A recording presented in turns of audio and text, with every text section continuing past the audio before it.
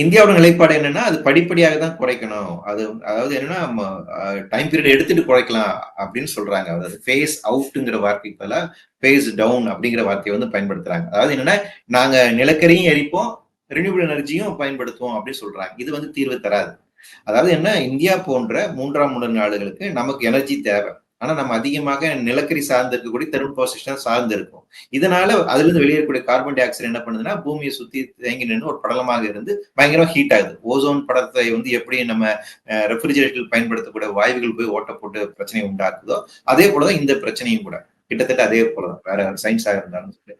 So அப்போ இதை தடுத்து இந்த கேஸ் எமிஷன் தடுத்து நிறுத்தணுங்கிறத நார்ம்ஸ் வச்சிருக்காங்க. ஆனா என்னோட வளர்ச்சிக்கு தேவைப்படுது அப்படிங்கும்போது நாம என்ன பண்ணணும்னா, அமெரிக்கா போன்ற வளர்ந்த நாடுகள் என்பது நமக்கான கிளைமேட்டிக் ஃபண்டுக்காக சண்டை போடணும்.